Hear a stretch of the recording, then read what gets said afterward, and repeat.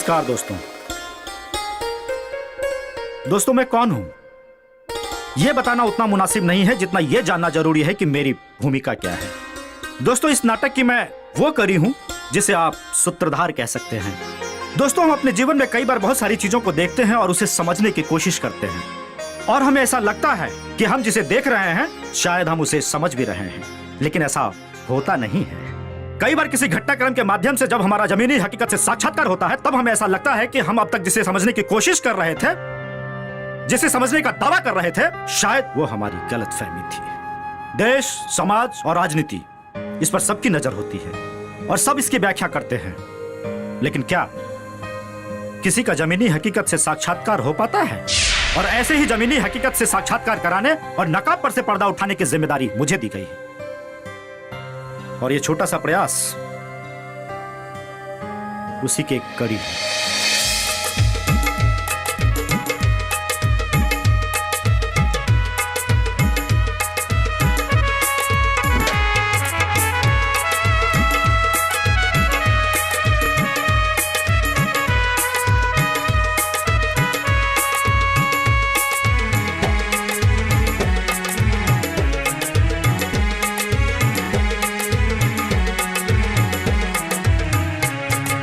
अब स्वराज्य का बिगुल बजा दो, जाग उठी तरुणाई है। परिवर्तन के लिए साथियों क्रांति द्वार पर आई है। परिवर्तन के लिए साथियों क्रांति द्वार पर आई है। परिवर्तन के लिए साथियों क्रांति द्वार पर आई है। अब स्वराज्य का बिगुल बजा दो।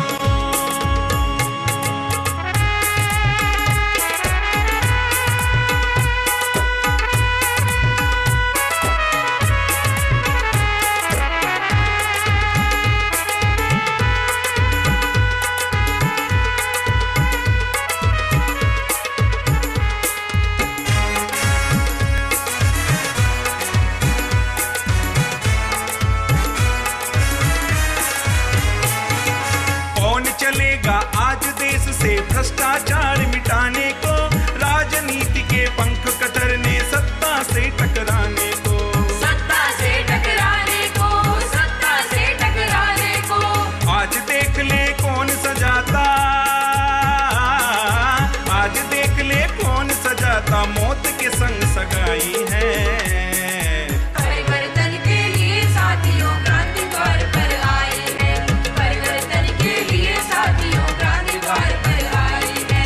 अब स्वराज्य का बिगुल बजा दो।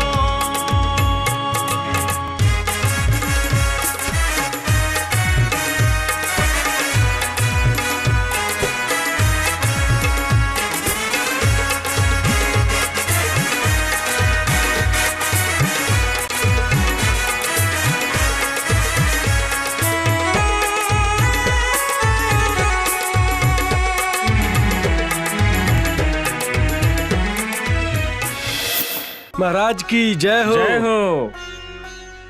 महाराज आपका गीत अब कुछ कुछ मेरे खोपड़ी में भी समा रहा है। अंग्रेज तो चले गए और देश भी आजाद हो गया है। नेता लोग कुर्सी चढ़ के बैठ गए हैं। हमारे देश को आजादी दिलाने में जिन लोगों ने अपना बलिदान दिया, आज उनको कोई नहीं पूछता स्वामी जी।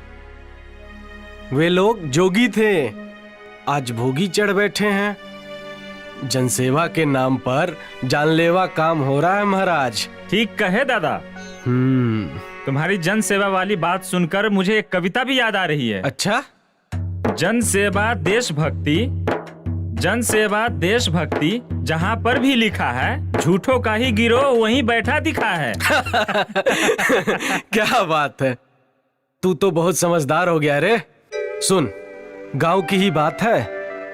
झूठे सेठ का बेटा जिस दिन चुनाव लड़ा उस दिन उसके घर में खाने को दाना नहीं था। चुनाव जीतते ही उसके घर में रुपया पैसा बरसने लगा। आज उसके घर के बाहर 10 लाख का कार खड़ा रहता है। हमारे पूर्वज पसीना गार गार के मर गए। हम जैसे थे आज भी वैसे हैं, न मरते हैं न मोटाते हैं। इसीलिए कहता हूँ अभी भी समय है, जागो और समाज द्वारा बनाई गई व्यवस्था पर परिवार चलाओ। अपनी ग्राम सभा को सर्वोच्च बनाओ। हमारे संविधान में ऐसी व्यवस्था हो कि जनप्रतिनिधि को चुनने वाले को कभी भी उसे हटा सके। समझ में आ रहा है ना? तभी हमारा लोकतंत्र लोक नियंत्रित होगा। अपनी ग्राम सभा को ग्राम संसद की तरह सर्वोच्च बनाओ। उसे वो अधिकार दो कि वो अपने नियम कानून खुद बना सके। तभी हमारे समाज से भ्रष्टाचार हट सकेगा और अपराध खत्म हो सकेंगे। तभी अपराध मुक्त समाज की स्थापना हो सकेगी। ठीक कहे महाराज, हम आपकी बात सभी को समझाएंगे। भाइयों, आजादी के बाद देश का सारा जिम्मा हमारे कंधों पर आ गया है, लेकिन हम अपने बाप दादों की तरह देश के लिए अपने परिवार को कष्ट में नहीं डाल सकते हैं।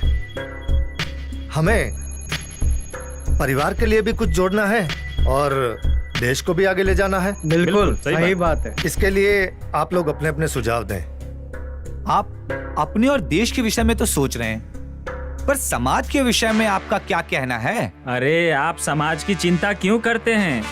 समाज तो सदियों से गुलाम रहा है और हम अपनी और देश की तरक्की समाज को गुलाम बनाकर ही कर सकते हैं। पहले लोग ताकत के दम पर गुलाम बनाए जाते थे, अब हम उन्हें भ्रम में डाल के गुलाम बना सकते हैं। सही बात। और इसके लिए नेताजी ने एक फार्मूला तैयार किया है। कैसी फार्मूला नेताजी? भाई हम तो आपके अक्ल की दाद देते हैं। आप पूरे देश को चट कर जाएंगे और किसी को पता भी नहीं चलेगा। देखिए, हमारा फार्मूला ये है कि अगर समाज को गुलाम भी बनाकर रखना है और संतुष्ट भी रखना है तो हमें उन्हें कभी एकजुट नहीं होने देना चाहिए। बिल्कुल सही बात है। हमेशा उन्हें धर्म, जाति, भाषा, क्षेत्रीयता, अमीर, गरीब, किसान, मजदूर, इन 6 आधारों पर उन्हें बांट कर रखना होगा। हमारी भूमिका उस बंदर के समान होनी चाहिए जो इन 6 प्रकार की बिल्लियों को न कभी बराबर होने दे और न कभी उन्हें संतुष्ट होने दे।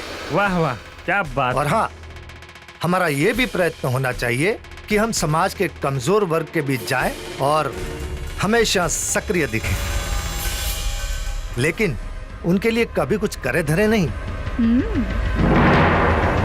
और इस संबंध में हमारे धर्म गुरु हमारा बहुत साथ दे सकते हैं, लेकिन ये अलग बात है कि ये साथ नहीं देते।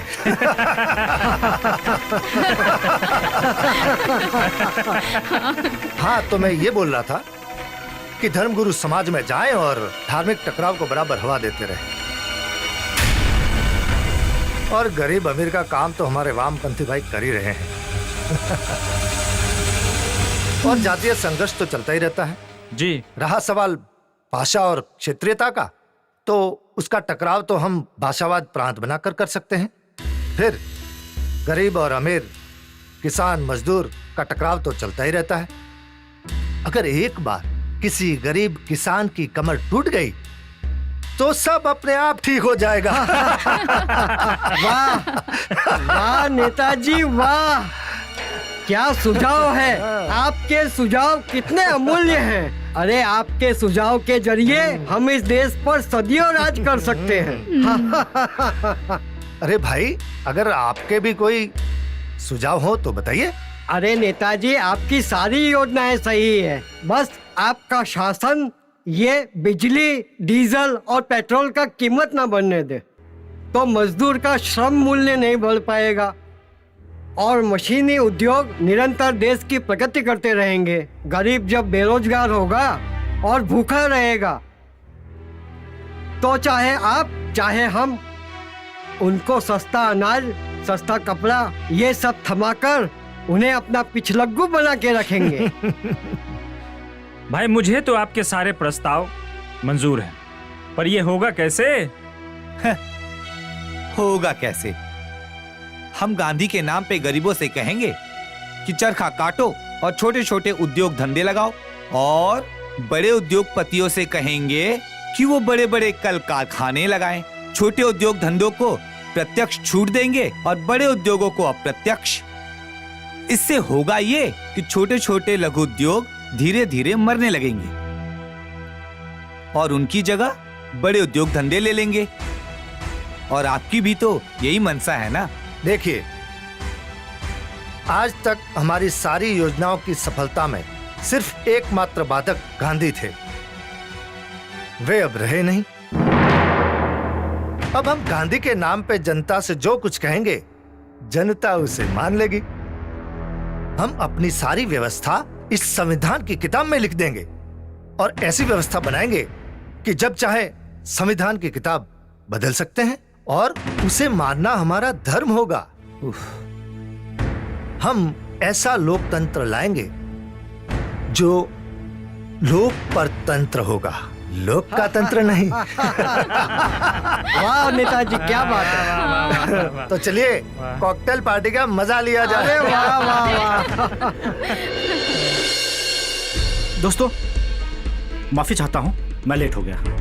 दरअसल मैं एक कॉकटेल पार्टी में गया। दोस्तों, बड़ी बड़ी योजनाओं के पीछे बड़ी बड़ी कॉकटेल पार्टियां होती हैं, ये तो आप जानते ही हैं। पर उन पार्टियों में देश और समाज हित से जुड़ी जितनी योजनाएं बनती है, क्या वो आप तक पहुंच पाती है या फिर वहीं दफन होकर रह जाती है? ये जानने के लिए हमें आगे जाना पड़ेगा। नेताजी, ये आपने क्या किया? आपके लोग खुलेआम मुसलमानों के पक्ष में बोलते हैं और हमें गाली देते हैं। आपने मुसलमानों और ईसाइयों के पक्ष में तो कानून बना दिया, पर हमारे लिए क्या किया? क्या ये हमारे साथ धोखा नहीं? बिल्कुल ठीक कहते हैं पंडित जी। अरे आपने तो मजदूरों को इतना सर पे चढ़ा रखा है कि वो बात बात पर हम पर केस करने की धमकी देते हैं। और आपने तो उनको इतना सस्ता राशन, सस्ता कपड़ा जो बांट रहे हैं ना, ये मजदूर तो काम ही नहीं करना चाहते और इसी से हमारा उत्पादन प्रभावित हो रहा है, जो कि देश के लिए भी नुकसान है और हमारे लिए भी। अरे भाई सेठ जी, नेताजी ने आप ही के साथ सिर्फ धोखा नहीं किया, उन्होंने तो हमारे साथ भी धोखा किया है। अरे छोटी छोटी बात पे दरोगा बंद करने की धमकी देता है और कभी कभी तो हमारे लोगों को पीटता भी है। हाँ, ठीक ठीक कहते हो। वो मामूली सा इंस्पेक्टर हमारे कारखाने में आता है और हम ही को धमकियां देता है। अरे हमारे जैसे संपन्न आदमी उसके आगे गिड़गिड़ाते हैं, उसे पैसे भी देते हैं। इसकी शिकायत करे भी तो कहाँ करें? ऊपर से नीचे तक हर जगह हिस्सा बटा हुआ है। अरे सेठ जी, आपके साथ तो फिर भी अच्छा व्यवहार करता है जो पैसे लेके छोड़ देता है। अरे हमसे तो पैसे भी लेता है और कोर्ट के चक्कर भी कटवाता है और पूछने पे कहता है कि पीटा नहीं वही क्या कम है। नेताजी ने जिस तरह से हमारे साथ धोखा किया है, उसे अब या तो स्वयं खत्म करे या हम सब मिल बैठकर कोई रास्ता निकालें। बकवास बंद कीजिए आप लोग। देखिए, मैंने किसी के साथ कोई धोखा नहीं किया है। जब समाज को बांट कर रखना है, ये उसी दिन तय हुआ था, तो दो गुट बनाकर अपने गुट का पक्ष ना लें तो गुट बनेंगे कैसे? हमारी मजबूरी है कि समाज के कमजोर वर्ग को हमेशा कमजोर ही बने रहने देना चाहिए और उन्हें इस तरह से प्रोत्साहित करते रहना चाहिए कि वे मजदूरों को अपना दुश्मन समझते रहें। लेकिन ये बताइए नेताजी, आपने ये आदिवासियों को इतना सर पे क्यों चढ़ा रखा है? ओफो सेठ जी, सिर्फ पैसे कमा लेने से ना कोई सारी अक्ल नहीं आ जाती। आपने किसी आदिवासी को आज तक उद्योगपति बनते देखा है? हमने आदिवासियों की जमीन बेचने पर रोक लगा दी है।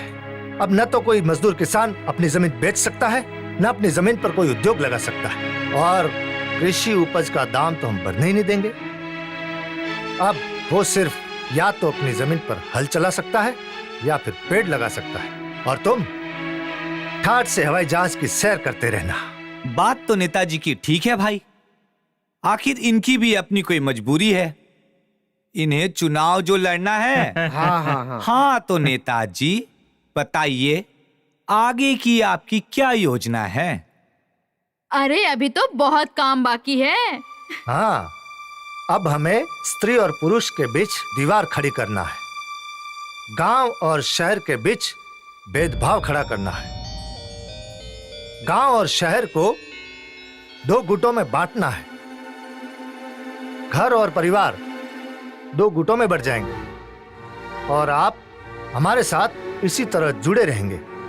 हम तो वो हाल कर देंगे कि घर, परिवार और सारे लोग सब हम पर निर्भर हो जाएंगे। बस बस बस नेताजी, अब बस हम समझ गए। भाई आप जो कर रहे हैं एकदम सोच समझ के कर रहे हैं। आप सभी को कवि कोयल का प्रणाम। दरअसल कवि कोयल बनने के पीछे बहुत बड़ी राज है। हमने एक कोयल पाली थी जो काजल से भी काली थी। उसकी आवाज चुनाव में खड़े हुए नेताओं से भी प्यारी थी। उसने न भागने का आश्वासन दिया था, पर उसने नेताओं की तरह अपने यार के चक्कर में हमें छोड़ दिया। उसके चले जाने के बाद हमने उसकी याद में अपना नाम ही कोयल रख लिया। खैर, अपनी कहानी तो बहुत बड़ी है। अब हम पहले सीधे अपने शेर व शायर में आता हूं और अपने बहुत ही मशहूर शायर जनाब अफलातून झकमारी साहब को मैं आमंत्रित करता हूं कि वो अपनी रचना पेश करें। जनाब, पेश तो हमारे अब्बा जान करते थे। हम तो केवल कलाम पढ़ते हैं। हक की बात छोड़कर हर बात पर लड़ते हैं। वाह वाह वाह वाह। हम नेता की तरह अच्छा। हम चीखते और चिल्लाते हैं, पर देश को खोखला करने का राज किसी को नहीं बताते हैं। वाह वाह वाह, क्या बात है, वाह क्या बात। अरे हुजूर, कुछ गजल पढ़िए। श्रोता सुबह से भाषण पी रहे हैं। एक तो इनकी सेहत अच्छी है कि ये जी रहे हैं। बेशक, रास्ता बनाने के लिए शुक्रिया। उल्लुओं का बाग में हर तरफ पहरा है। बुलबुलों का इसीलिए मायूस चेहरा है। वाह वाह वाह वाह वाह वाह। कोई भी सुनता नहीं बढ़ती आवाज को। हर जुबा खामोश है, हर आदमी बहरा हुआ। वाह वाह वाह, क्या बात। अब मैं कवि चोंच जी को आमंत्रित करता हूं कि वे अपना शेर अर्ज करें। जनाब, तो मैं किसी कहानी में चोंच ना मारते हुए सीधे कुछ गंभीर रचनाएं पेश करता हूं। अगर आप ताली नहीं बजाएंगे तो मैं समझ लूंगा कि आप बहुत समझदार हैं।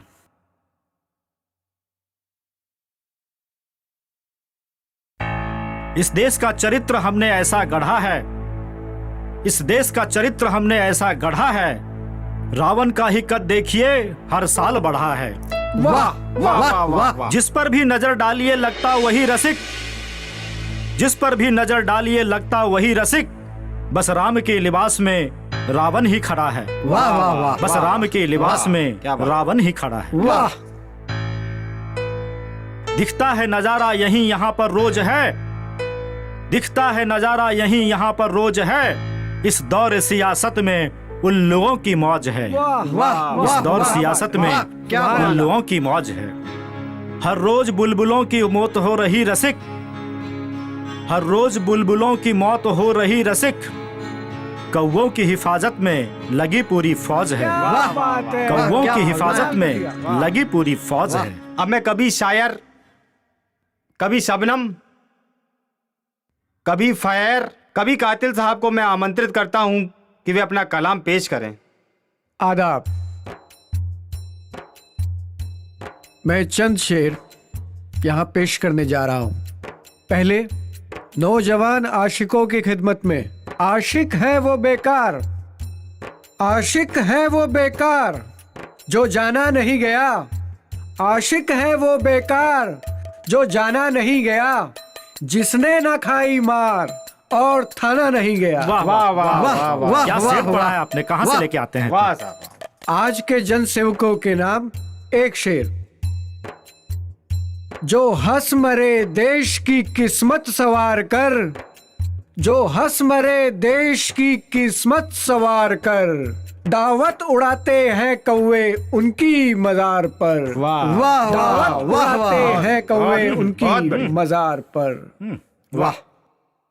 फैली है सियासत की, फैली है सियासत की रसिक ऐसी गोटियां, सस्ता है खून मुल्क में, सस्ता है खून मुल्क में, महंगी है रोटियां। वाह वाह वाह क्या वाह बात, क्या बात, क्या बात। वाह। अब मैं यहीं अपने कलाम को लगाम देते हुए गुजारिश करता हूं कोयल कोहली साहब से कि अपना कलाम पेश करें। धन्यवाद। मैं सीधे अपनी रचना पर आता हूँ। सराफत सड़क पर रो रही है, सराफत सड़क पर पड़ी रो रही है, सराफत की अम्मा कहाँ सो रही है। वाह वाह। जरा गौर फरमाइएगा। कर रहा जो अपहरण सीता का इस दौर में, मंच पर बैठा वही चेहरा, चेहरा बदलकर राम है। वाह वाह वाह वाह। क्या बात। शराफत को बचाना हम सबका काम है। क्या बात। ज्ञान मंडल ज्ञान का दीपक जलाए कह रहा, ज्ञान मंडल ज्ञान का दीपक जलाए कह रहा, हर तरफ छाया अंधेरा रोशनी का काम है। शराफत को बचाना हम सबका काम है। तोड़ना होगा हमें मिलकर अंधेरे का किला, है चुनौती यहाँ मुरारी वक्त का पैगाम है। अब शराफत को बचाना हम सबका काम है। वाह क्या बहुत बात, खूब। क्या बात।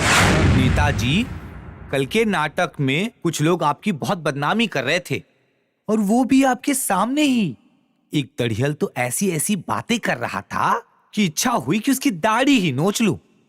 अरे गुरुजी, यदि मैं उठ के उसे एक झापड़ भी मार देता ना, तो उसकी तो वहीं मौत हो जाती। आप सभी को उस दड़ियल पे ही गुस्सा क्यों आया? बिल्कुल, जहर तो बाकी लोगों के गीतों पर भी था, फिर आप एक अकेले को ही दोषी क्यों मान रहे हैं? क्योंकि वो मुसलमान है। पर आप लोगों को ही बुरा क्यों लगा? बुरा क्यों नहीं लगेगा, मुसलमान तो हम भी हैं। अब क्योंकि उसने नेताजी के बारे में ऐसी वैसी बातें की जो उसे नहीं कहनी चाहिए थी, सो हमने नेताजी का ध्यान आकर्षित कराया। अब अगर आप लोगों को बुरा लगा हो तो मैं उसकी तारीफ करने के लिए भी तैयार हूँ। अरे प्रशंसा क्यों गुरुजी, मैं तो टीट फॉर टैट पे विश्वास करता हूँ। जरूरत पड़ने पर ना मैं उस दड़ियल से निपट सकता हूँ, और उन कवियों से भी निपट सकता था, और यदि जरूरत पड़े तो मैं इस खान की औलाद से भी निपट सकता हूँ। अरे भाई, आप लोग ऐसे आपस में क्यों लड़ रहे हैं? हमें अभी मिलके साथ में काम करना है। आप लोग ऐसे आपस में लड़ेंगे तो कैसे बनेगा? बिल्कुल ठीक कह रही हैं आप। अरे भाई, आप लोग शांत रहिए। देखिए, रहा सवाल उन कविता पढ़ने वालों का, तो उन लोगों ने मेरी कोई आलोचना नहीं की है। हम तो उन्हें सम्मानित करते हैं, उन्हें इनाम देते हैं। अरे भाई, उनकी यही आलोचना तो हमारी जान है। समझ गए इस बात को आप लोग? वो कैसे? वो ऐसे कि देखिए, जब समाज से हमें कुछ कहना होता है तो हम बहुत सी बातें समाज से सीधी तौर पर नहीं कर सकते। यही कवि लोग, यही बुद्धिजीवी लोग हमारे माध्यम होते हैं। वो अपनी कविता में हिंदू, मुसलमान, गरीब, अमीर, पिछड़ा, अत्याचार, शोषण, इन सारी भावनाओं को वो फैलाते हैं, और यही प्रचार हमारी पूंजी है। वो गांव-गांव जाकर महिला शोषण, अत्याचार और गरीब, अमीर, पिछड़ा, ये सारी भावना फैलाते हैं। इससे समाज में वर्ग विद्वेष फैलता है। ये लोग समाज को बांटने का काम करते हैं, जो हम चाहते हैं। यही प्रचार तो हमारी पूंजी है। आप लोग समझिए इस बात को। इसके लिए गाली देने की क्या आवश्यकता है? अरे भाई, क्या बिगड़ गया उनकी कविता से हमारा? हम तो रोज ऐसी आलोचनाएं सुनते हैं। अब देखिए, आप लोग भी तो हमारी आलोचनाएं करते हैं, लेकिन मैंने तो कभी बुरा नहीं माना आप लोगों का। भाई नेताजी, आपकी माया आप ही जाने। आपकी अकल पर हमें पूरा विश्वास है।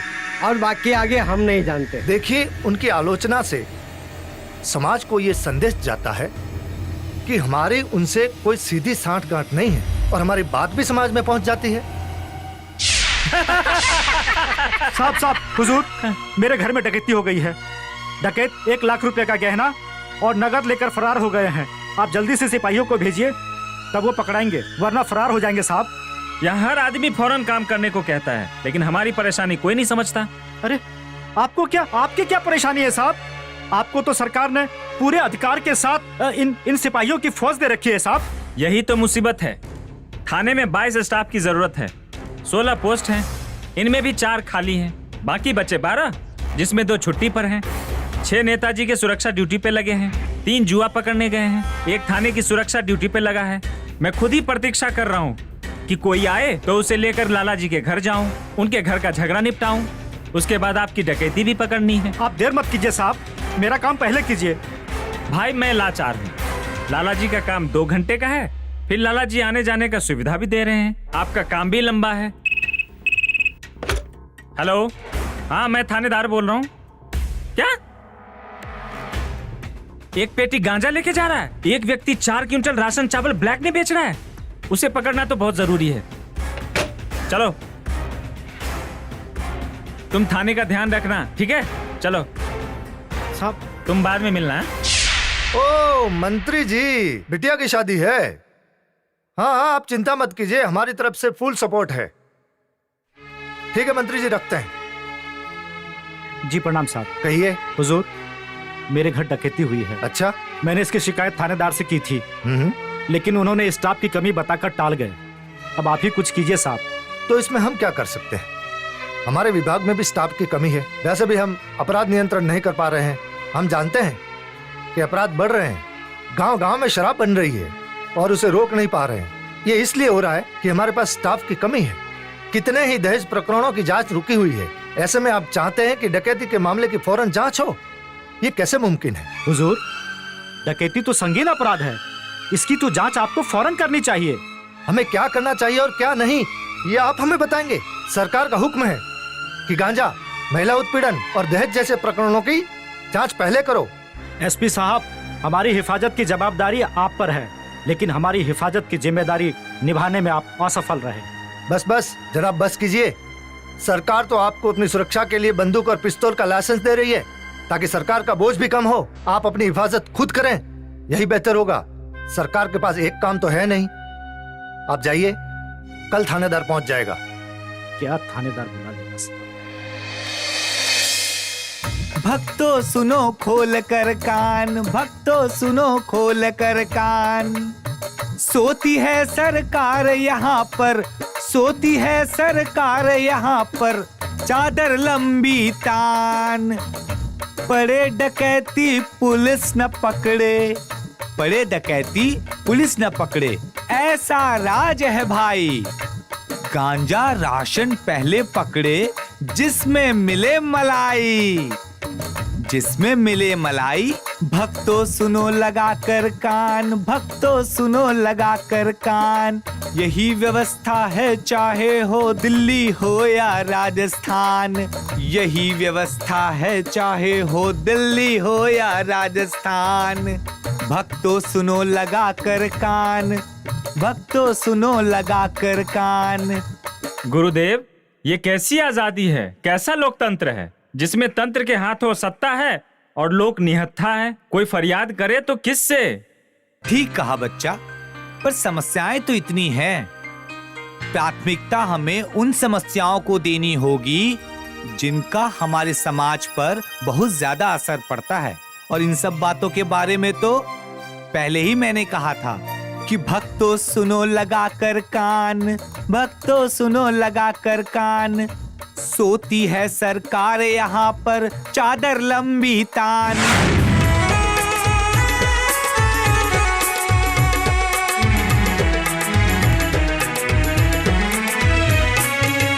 पर्वत की दीवार कभी क्या रोक सकी तूफानों को, क्या बंदूकें रोक सकी हैं बढ़ते हुए जवानों को, बढ़ते हुए जवानों को, बढ़ते हुए जवानों को। चूर चूर हो गई शक्ति वो,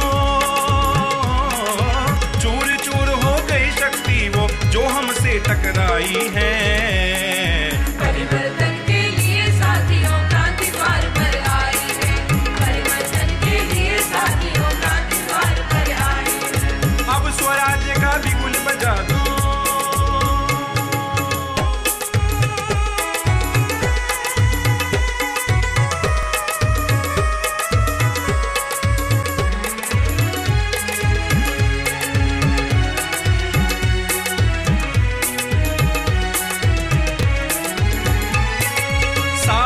पद या पैसे से होना है गुमराह नहीं। सीने पर गोली खाकर भी निकले मुख से आह नहीं। निकले मुख से आह नहीं। निकले मुख से आह नहीं। ऐसे वीर जवानों ने ही, ऐसे वीर जवानों ने देश की लाज बचाई है। परिवर्तन के लिए साथियों क्रांति द्वार पर आई है। परिवर्तन के लिए साथियों क्रांति द्वार पर आई है। अब स्वराज्य का बिगुल बजा दो।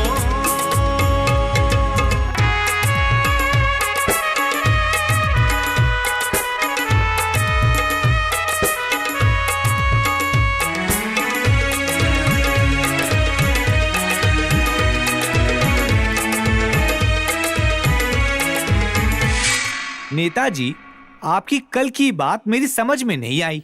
अरे सारी बात आप समझ लेंगे तो हम यहाँ क्यों बैठे हैं गुरुदेव?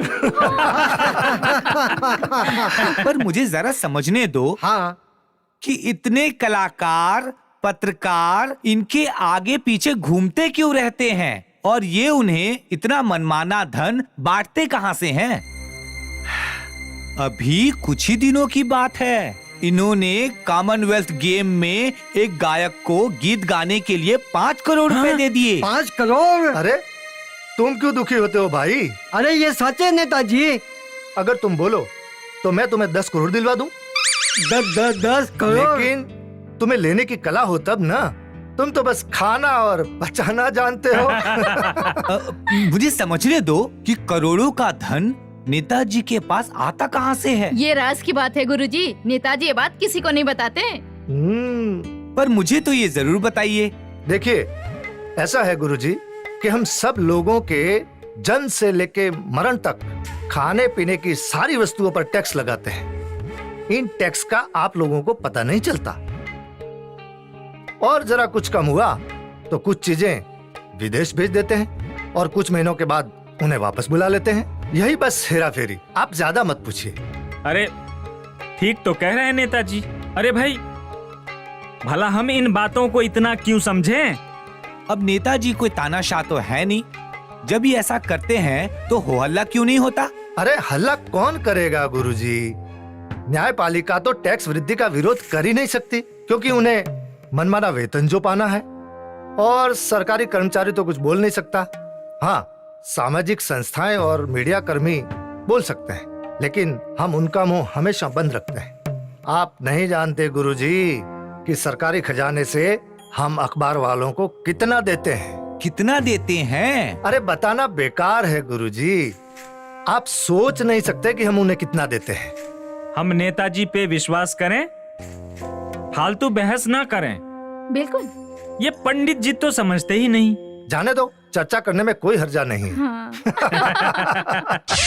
प्यारी बहनों, आज महिलाओं पे हो रहे अत्याचार के विरोध में अपने विचारों को व्यक्त करने के लिए यहाँ पे सभा बुलाई गई है। पुरुषों ने सारे सामाजिक नियम महिलाओं की आजादी और प्रगति को छीनने के लिए बनाए हैं। पुरुषों ने सदियों से धर्म के नाम पर घर के भीतर कैद कर दिया। हमें पतिव्रता का पाठ पढ़ाया जाता है, लेकिन खुद को पत्नीव्रता नहीं कहते। इसका हमें खुलकर विरोध करना चाहिए। संविधान में पुरुषों के बराबर ही दर्जा मिला है। हमें राजनीतिक क्षेत्र में समान अधिकार मिला है। संसद में आरक्षण नहीं मिला है। संसद में आधी सीटें महिलाओं को मिलनी ही चाहिए। आधी क्यों? मेरा मानना है कि हमें 100% सीटें मिलनी चाहिए। बिल्कुल।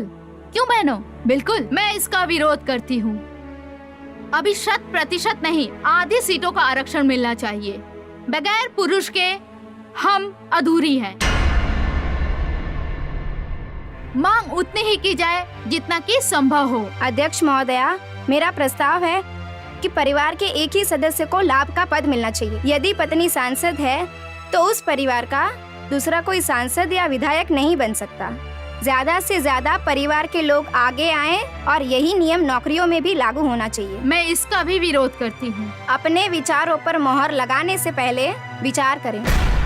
वर्तमान समय में राजनीति में कुछ ही परिवार के लोग हावी हो रहे हैं। स्वतंत्रता के समय संसद में जितने परिवारों का प्रतिनिधित्व था वो अब बहुत घट गया है। महिला आरक्षण के बाद और घट जाएगा। युवकों को यदि आरक्षण दिया जाए तो और घट जाएगा। इसीलिए मैं चाहती हूँ कि मेरे प्रस्ताव पर विचार करना चाहिए। बहनों, अंत में इस विचार पर निर्णय लिया जाएगा और आप महिला आरक्षण पर अपना गुप्त मत हाँ या ना में लिख कर देंगी। इसके पहले मैं चाहती हूँ कि आप अपने विचार व्यक्त करें। इसके लिए मैं सबसे पहले कवित्री कुसुम देवी को आमंत्रित करती हूँ।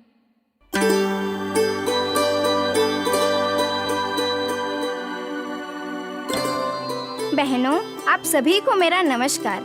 संविधान में महिला हो या पुरुष सभी को बराबर का अधिकार प्राप्त हुआ है और राजनीति में देखें तो महिलाएं तो बहुत आगे जा रही हैं। और अगर हम गांव की ओर देखेंगे तो जो गांव की सरपंच महिलाएं हैं उनके पति उनके नाम से जाने जाते हैं। फिर भी मैं इस बात से सहमत हूँ कि संसद में महिलाओं को आधी सीटें तो मिलनी ही चाहिए।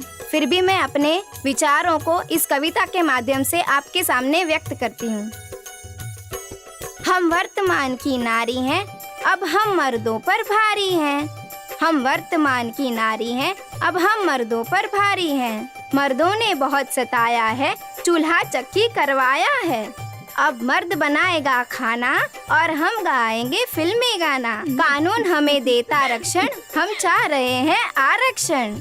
मर्दों ने खेल है बहुत खेला, पर आज हमारी बारी है। हम वर्तमान की नारी हैं, अब हम मर्दों पर भारी हैं। अब नहीं चलेगी मर्दों की, अब नहीं चलेगी मर्दों की।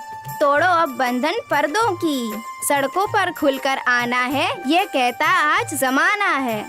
संसद बस आधा आधा हो, मत इसमें कोई बाधा हो। इतिहास पलट कर देखो तो दुनिया नारी से हारी है। इतिहास पलट कर देखो तो दुनिया नारी से हारी है। हम वर्तमान की नारी हैं, अब हम मर्दों पर भारी हैं। मैं अपनी कविता द्वारा ही अपनी बात आपके सामने रखती हूँ।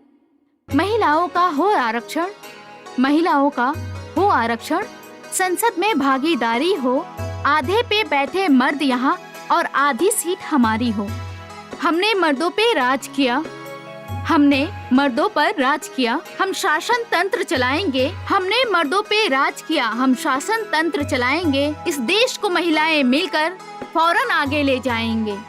चूल्हा चक्की अब मर्द करें, चूल्हा चक्की अब मर्द करें और राजनीति में नारी हो। आधे पे बैठे मर्द यहाँ और आधी सीट हमारी हो। मेकअप करके हम महिलाएं जब भी संसद में जाएंगी, मेकअप करके हम महिलाएं जब भी संसद में जाएंगी, डर कर फौरन मर्द वहाँ बस अपने हाथ उठाएंगे। हो आरक्षण के लिए सजग, ध्यान दीजिएगा, हो आरक्षण के लिए सजग। अब नारी शक्ति हमारी है। आधे पे बैठे मर्द यहाँ और आधी सीट हमारी हो। अदब के साथ एक गजल पेश है। बात सब औरतों को आज बताते रहिए, बात आज सब औरतों को बताते रहिए। मर्दों को बंदरों सा नाच नचाते रहिए। वाह वाह वाह वाह। क्या बात है। मर्दों ने जुल्म जमाने से किया हम पर। मर्दों ने, जरा गौर फरमाइएगा, मर्दों ने जुल्म जमाने से किया है हम पर। वक्त है आप भी उन्हें सताते रहिए। वाह वाह, क्या बात है। बच्चों को देखना अब मर्दों को लाजिम है। उनका क्या फर्ज है आप उन्हें बताते रहिए। पूरी दुनिया में यही बात उठाते रहिए, पूरी दुनिया में यही बात उठाते रहिए। बात सब औरतों को आज बताते रहिए। वाह वाह, क्या बात है। मर्दों को आप बंदरों से नचाते रहिए, मर्दों को आप बंदरों से नचाते रहिए। नमस्कार बहनों, मैंने आप सबकी कविता सुनी, लेकिन मैं आप लोगों के पक्ष में नहीं हूँ। मैं अपना विचार अपनी कविता के मत से व्यक्त करना चाहती हूँ। हम नारी हैं उस भारत की जिसकी एक अमर कहानी है। हम नारी हैं उस भारत की जिसकी अमर कहानी है नेह भरा आंचल जिसका ममता दुनिया ने मानी है नेह से भरा आंचल जिसका ममता दुनिया ने मानी है। नारी और नर हैं अलग नहीं, नारी और नर अलग नहीं, एक गाड़ी के दो बैल हैं हम मिलके यदि काम करें तो नहीं किसी से जग में कम। हम साथ चलें तो अच्छा है और खींचातान नादानी है, हम साथ चलें तो अच्छा है और खींचातान नादानी है। हम नारी हैं उस भारत की जिसकी एक अमर कहानी है। जग में आया संकट दुर्गा बन हम आगे आए, जब दिखा जरूरत हम सबको हमने ही गांधी उपजाए। यह ऐसी महिला क्या जाने, यह ऐसी महिला क्या जाने जिसको बनना नेतानी है। हम नारी हैं उस भारत की जिसकी एक अमर कहानी है। अब राजनीति के चक्कर से इस नारी शक्ति को बचाना है, अब इस राजनीति के चक्कर से इस नारी शक्ति को बचाना है। अब यह सुंदर स्वस्थ समाज देश की सृजन शक्ति रचना है। परिवार बने अब स्वर्ग, परिवार बने अब स्वर्ग, हमें तो ऐसी ज्योति जलानी है। हम नारी हैं उस भारत की जिसकी एक अमर कहानी है। हो न्याय दया समता ममता का सभी और सम्मान यहाँ, हो न्याय दया समता ममता सभी को सम्मान यहाँ। हम जननी हैं, हम करें पुनः गौतम गांधी निर्माण यहाँ। जब संकट में होए समाज तब हम झांसी की रानी हैं। हम नारी हैं उस भारत की जिसकी अमर कहानी है। नारी और पुरुष दोनों पर ही संसार की जिम्मेदारी है, नारी और पुरुष दोनों पर ही संसार की जिम्मेदारी है। जिसकी जैसी क्षमता होगी उसकी आगे की बारी है। अब स्वस्थ समाज बने, अब स्वस्थ समाज बने, अपना सबको यह बात बतानी है।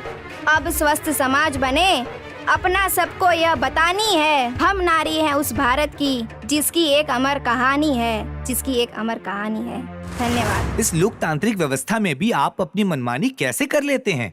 आखिर इसका राज क्या है? और जनता आखिर आपको रोक क्यों नहीं पाती? रोकेगी कैसे गुरुजी?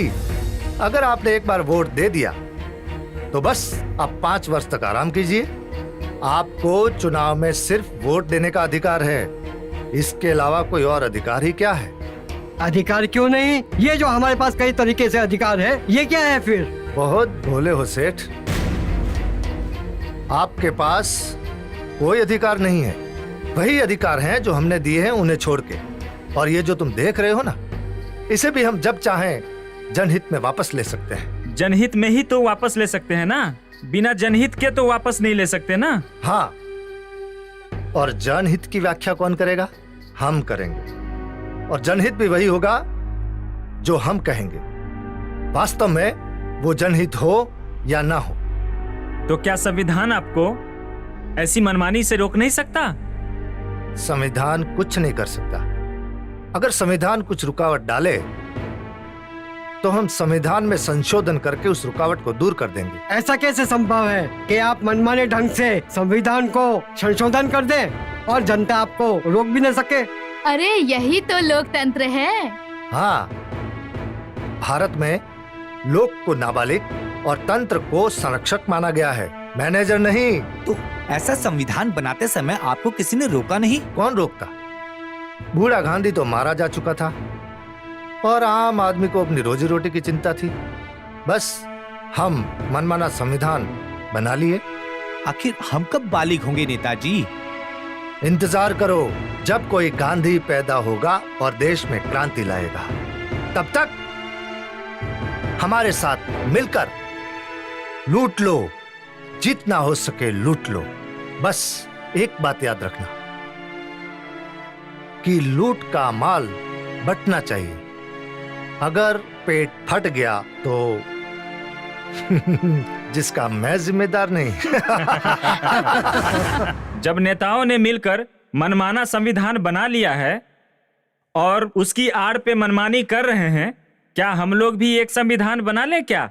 अरे भाई, बन गया है वो संविधान। देश भर के कई 100 विद्वानों ने मिलकर रामानुजगंज शहर के इसी पहाड़ी के नीचे वैसे संविधान का निर्माण कर लिया है। अब जब जनमत जागृत होगा तब लागू होगा वो संविधान। महाराज, उस संविधान के विषय में आप एक गीत सुनाया करते थे। हाँ, हमें भी सुनाइए ना। एक क्या 2 गीत सुनो।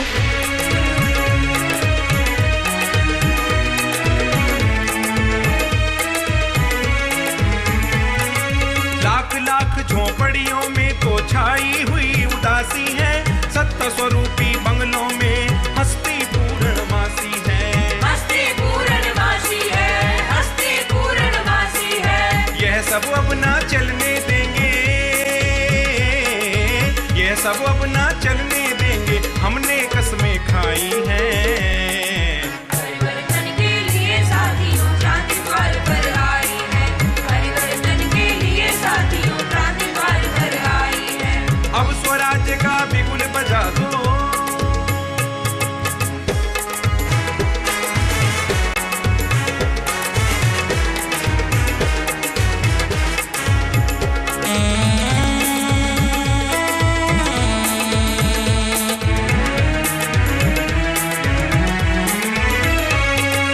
बदल जाए संपूर्ण व्यवस्था, यही हमारी चाह है। संविधान संशोधित होवे, यही हमारी राह है। यही हमारी राह है, यही हमारी राह है। संविधान संशोधन से प्रारंभ हुई ये लड़ाई है। परिवर्तन के लिए साथियों क्रांति द्वार पर आई है, परिवर्तन के लिए साथियों क्रांति द्वार पर आई है। अब स्वराज्य का बिगुल बजा दो। राम राम। प्रणाम प्रणाम प्रणाम प्रणाम। सब लोग आ गए? हाँ नेताजी। बैठिए। आप सभी को आज इस विषय पर चर्चा करने के लिए बुलाया गया है। इस विषय पर आप लोग भी अपनी अपनी राय दीजिए, क्योंकि आने वाले चुनाव में इसे मैं एक प्रमुख मुद्दा बनाना चाहता हूं। पिछले 60 वर्षों में मजदूरी कितनी महंगी हो गई है। बिजली, खाद, पानी, डीजल सब कई गुना महंगा हो गया है। अरे आजकल मजदूर मिलते कहाँ हैं? मजदूरी तो हर साल 10-20 रुपया बढ़ ही रही है। पता नहीं ये मजदूरी कहाँ जाके रुकेगी। सबसे ज्यादा परेशान हम शिक्षक लोग हैं। बाकी कर्मचारी तो इधर उधर की कमाई कर ही लेते हैं, लेकिन हम शिक्षक लोग अपने शुद्ध वेतन में ही काम चलाना पड़ता है। हमारे पिताजी 3 रुपए में 300 किलोमीटर चले जाते थे, और आज 3 रुपए किराए में 3 किलोमीटर भी नहीं जा सकते। आज दाम इतने बढ़े हुए हैं कि समझ में ही नहीं आता क्या खाएं और क्या बचाएं। अरे आप लोग तो बेकार का परेशान हो रहे हो। असली महंगाई से तो हम लोग परेशान हैं। जमीन का दाम, नेताजी जमीन का दाम तो इतना बड़ा है कि घर बनाना तो एक सपना हो गया है। सीमेंट और लोहे का दाम तो आसमान छू रहा है, और सब्जी की बात कोई नहीं करता। अब ये लोग क्यों चर्चा करें? ये लोग क्या खरीद के खाते हैं? ये कहाँ से महसूस करेंगे? देखिए ना, सरकार 25 किलो सस्ता राशन देती है और हमारे परिवार में 15 दिन भी नहीं चलता है। और सरकारी स्कूल में तो पढ़ाई होती नहीं है, और बाहर हम भेज नहीं सकते हैं क्योंकि पढ़ाई इतनी महंगी हो गई है। अरे तुम लोग तो बेकार का चिल्लाते हो। पहले किसान मजदूरी का 2 किलो अनाज देता था, आजकल 5-5 किलो अनाज देता है। अब बताइए कि अनाज महंगा हुआ कि सस्ता हुआ? ठीक कह रहे हैं सेठ जी। सच्चाई यही है कि महंगाई बढ़ी है। हाँ, चीजें असल में महंगी हुई हैं। हाँ। लोग परेशान हैं। जब तक ये सरकार नहीं बदलेगी तब तक महंगाई जाने वाली ही नहीं है। नेताजी, पिछले 5 सालों में भी तो आप ही की सरकार थी, और तब भी महंगाई को लेकर इतना ही हो हल्ला मचा था। और आपको तो याद भी होगा, किसी आलू प्याज ने आपकी सरकार ही बदल दी थी। आप कहना क्या चाहते हो पंडित जी? ये सब परेशान नहीं है क्या? बिल्कुल नहीं, महंगाई तो बढ़ी ही नहीं। देखिए, आज से 60 साल पहले 1 रुपए में आधा किलो घी मिलता था, और आज 1 किलो मिलता है। अगर रुपया वही हो तो पहले रुपया चांदी का होता था। आज रुपए का मूल्य घटा है, जिसे आप लोग महंगाई महंगाई कह के लोगों में असंतोष पैदा कर रहे हैं। तो क्या ये सब मूर्ख हैं जो महंगाई से परेशान हैं? देखिए, आप लोग अपनी राजनीतिक रोटी सेकने के लिए मुद्रास्फीति को महंगाई का नाम देकर जनता को भड़का रहे हैं। इतना हो हल्ला मचाया हुआ है जिससे जनता में असंतोष है। 60 वर्ष पहले भी यही स्थिति थी और आज भी वही स्थिति है। इसी महंगाई का हल्ला मचाकर आप लोगों ने तो अपना वेतन बढ़ा लिया है और हम तो वहीं के वहीं खड़े हैं। इस अंधे को महंगाई दिखाई नहीं दे रही है। यहाँ सब लोग महंगाई से परेशान हैं और ये चला आया है अपनी वकालत करने। चल भाग यहाँ से, नहीं तो यही अभी तुझे महंगाई दिखाता हूँ। इस पंडित को महंगाई नजर नहीं आ रही है। यहाँ आपकी और हमारी महंगाई से कमर टूट रही है। बात है। और ये यहाँ बहस लड़ा रहा है। हमें तो महंगाई के खिलाफ आंदोलन करना ही चाहिए। बोलिए, आप लोगों की क्या सहमति है? हम आपके साथ हैं। आप सब लोग महंगाई से परेशान हैं ना, तो आप ही लोग बताएं कि किन वस्तुओं को सस्ता कर दिया जाए ताकि महंगाई ना दिखे। पंडित जी, दाल, तेल, चावल, अनाज का दाम कम हो जाए तो फिर बहुत मजा आ जाए। किसान तो बेचारा आत्महत्या किए जा रहा है, कर्ज में डूबे जा रहा है। 30-40 वर्ष पहले एक दिन की मजदूरी 2 किलो अनाज थी। आज 5 किलो अनाज दें फिर भी मजदूर नहीं मिलते हैं। अनाज को सस्ता ना करके डीजल, पेट्रोल, पानी, बिजली सस्ता कर दिया जाए तो सब कुछ ठीक हो जाएगा। बिल्कुल ठीक कहा इन्होंने, ऐसा ही होना चाहिए। एक पंथ दो काज। पंडित जी, इससे किसान का भी भला, व्यापारी का भी भला। वाह, तो हमारा क्या होगा? आप लोग सस्ता बिजली, पेट्रोल पाकर मशीनें तो बढ़ा लोगे, लेकिन हम मजदूर तो बेरोजगार हो जाएंगे। 60 वर्षों में मजदूरी 2 किलो अनाज से बढ़कर 4 किलो हुई तो क्या हुआ? 5 से 10% विकास के आधार पर अनाज तो हमें 10 किलो मिलना चाहिए था। तो आप ही लोग मिलकर बताएं कि महंगाई कितने प्रतिशत कम कर दी जाए और किन वस्तुओं पे कम कर दी जाए। सब चीजों का दाम घटा दिया जाए तो हर्ज क्या है? बिल्कुल ठीक है। अरे 50 साल पहले के भाव में से कुछ मिलने लगे तब तो मजा ही आ जाएगा। हाँ। बिल्कुल ठीक है। तो यदि 50 रुपए के नोट पर 1 नया रुपया लिख दिया जाए तो क्या दिक्कत होगी? बहुत अच्छा हो जाएगा। 1 रुपए में 2.5 किलो अनाज मिल जाएगा। अरे अनाज मिल जाएगा, लेकिन तुम्हारी मजदूरी भी 1.5 रुपया हो जाएगी। ये तो और भी अच्छा है, मजदूरी तो कम होगी। अरे सेठ जी, आपके जो 50 लाख रुपया बैंक में जमा है ना, वो 1 लाख रुपया हो जाएगा। तब क्या फायदा है? देखिए, महंगाई एक भ्रम है। नेता और अफसर अपना वेतन बढ़ाने के लिए इसी महंगाई का सहारा लेते हैं। 60 वर्ष पहले यही मजदूर कोदो खाता था, हाँ। आज चावल खा रहा है। ये लो। सेठ जी, फल और मेवे का नाश्ता पहले भी करते थे क्या? तीर्थ यात्राएं क्या इसी तरह होती थी? महंगाई एक भ्रम है। किंतु ये भ्रम फैलाया क्यों जा रहा है? क्या पता। ताकि किसान, व्यापारी और मजदूर कभी न समझ सकें कि उनके उपयोग और उत्पादन के वस्तुओं पर टैक्स लगा सकें। गेहूं, दाल, चावल, अनाज, सारी चीजों पर तो सरकार टैक्स वसूलती है।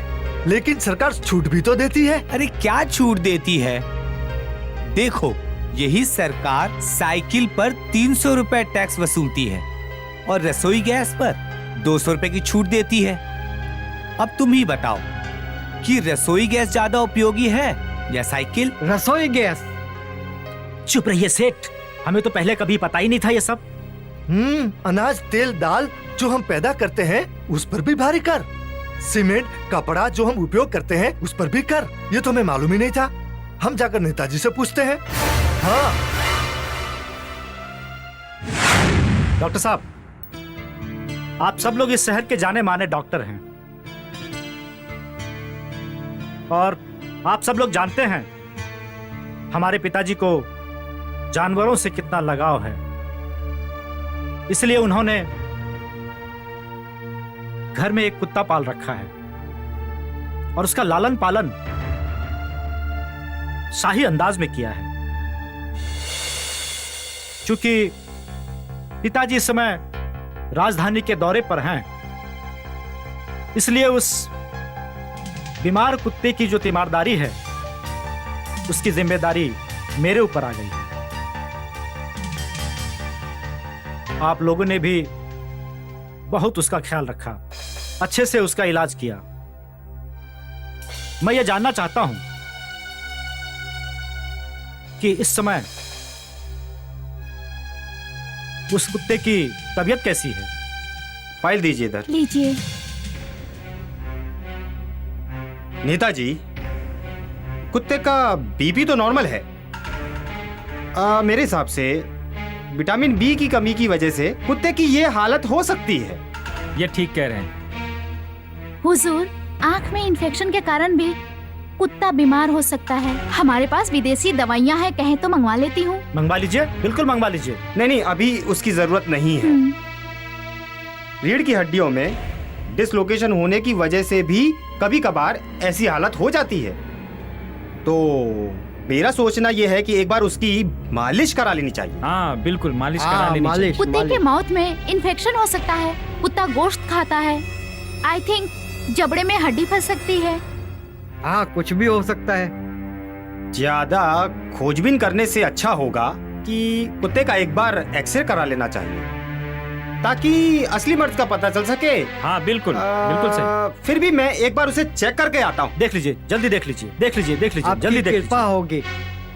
आप बेफिक्र रहिए साहब, भगवान है। हमारे कुत्ते साहब जल्दी ठीक हो जाएंगे। आपके पिताजी ने हम गरीबों के लिए बहुत कुछ किया है। आप देखिएगा, हमारे कुत्ता साहब जरूर ठीक हो जाएंगे।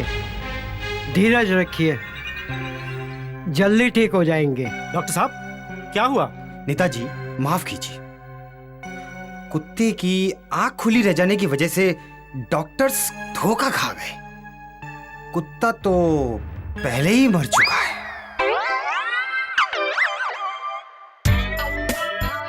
ए भगवान, ये क्या हो गया? डबल मार गए, लुट गए।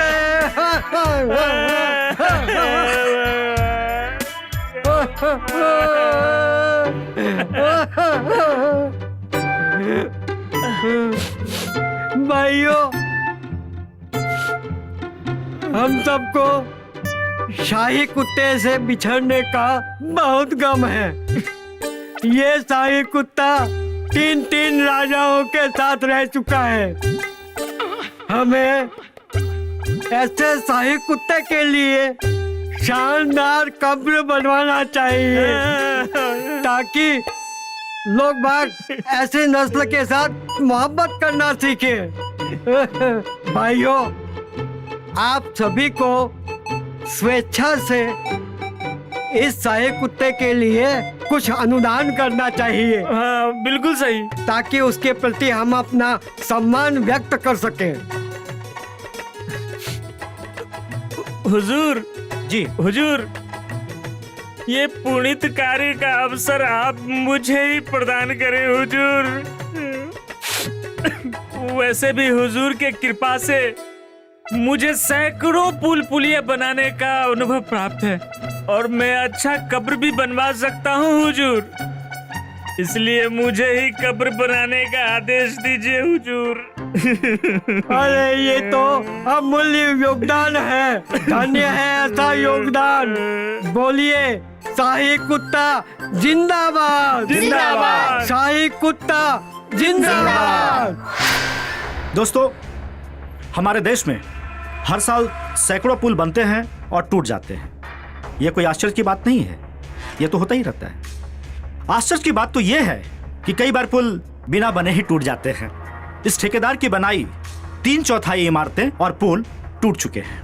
अब देखना यह है कि इनके द्वारा बनाई गई कब्र कब तक रहता है। क्या करें, ये पंडित की औरत बहुत नेतागिरी करती है। ठीक कहती हो। मुझे भी समझ में नहीं आता कि पंडित और पंडिताइन को हो क्या गया है। ना तो पंडित को नेता बनना है और ना ही पंडिताइन को। इन दोनों को सरकारी नौकरी थोड़ी ना करनी है। ठीक कहती हो बहन। यदि हम सब आगे आएंगे तो इस पंडित और पंडिताइन का भी कुछ न कुछ तो फायदा जरूर होगा। जरूर होगा। ये रहते तो हमारे साथ हैं और हमेशा हमारी जड़ें खोदते रहते हैं। भला ये भी कोई बात हुई? अरे आशा जी, आप क्यों नहीं समझाती नेताजी को कि ऐसे लोगों से दूर रहें? हाँ, अरे क्या करे बहन, ये पंडित जी हमारे ससुर जी के समय से हैं। पंडित जो कुछ भी कहता है वो समाज के हित की तो कहता है। ये भी बात सही है। भले ही हमारे विरुद्ध क्यों न हो, लेकिन बहन जो हमारे खिलाफ बात करता है वो हमारा दुश्मन नंबर 1 है। और वैसे भी ये कंपटीशन का युग है, यहाँ किसी को पछाड़ने में न्याय अन्याय ये सब नहीं देखा जाता बहन। क्यों? तुम भी तो कुछ कहो। तो करना क्या है इस पंडित पंडिताइन का? अरे करना क्या है, आदिवासी, हरिजन, पिछड़ा वर्ग, अल्पसंख्यक समूह के भावनाओं को हवा दे देते हैं और फिर ये पंडित और पंडिताइन अपने आप ठीक हो जाएंगे। और ये जो पंडिताइन है ना, वो भी सीधे मुंह बात करने लगेगी। अल्पसंख्यक की चिंता आप मत करो, वो मैं संभाल लूंगी। हाँ, वो तो हमारे साथ जुड़े नहीं है। अरे कर क्यों नहीं सकते? हमारे पति जो हमारी मुट्ठी में हैं, हम उनको सीधा कर देते हैं और उसके बाद उनको समझा लेते हैं कि ये जो पंडित परिवार है ना, उनके खिलाफ जाति धर्म के भेद पैदा कर दे। फिर देखते हैं क्या होता है। ये ठीक है, मैं आज ही नेताजी के कान भरती हूँ। हाँ बिल्कुल, ये ठीक रहेगा। पंडित जी, कल महिला सशक्तिकरण की मीटिंग में आपकी पत्नी ने महिला आरक्षण का विरोध किया। क्यों किया उन्होंने ऐसा? सरकार, मेरी पत्नी ने तो सिर्फ इतना कहा था कि एक ही परिवार के महिला, पुरुष और बच्चे द्वारा आरक्षण का लाभ उठाकर उनका संसद या नौकरी में जाना ठीक नहीं है। एक परिवार के एक सदस्य की सीमा तय कर दी जाए। और यदि ऐसा न हुआ तो क्या बिगड़ जाएगा? ऐसे महिला आरक्षण से तो परिवार में टूटन पैदा होगी और सत्ता और रोजगार एक ही परिवार के सदस्य तक सिमट कर रह जाएंगे। तो महिलाओं को आप आगे आने नहीं देंगे? देखिए, हमारी कोई ऐसी मंशा नहीं है।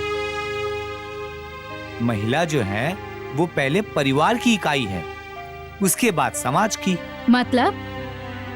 मतलब ये, यदि मेरी जगह मेरे पड़ोस की पत्नी पद का लाभ ले ले तो उसके सारे लाभ उसके परिवार के सदस्य को जाएंगे और इसका पूरा नुकसान मेरी पत्नी को उठाना पड़ेगा और इससे वो दुखी होगी।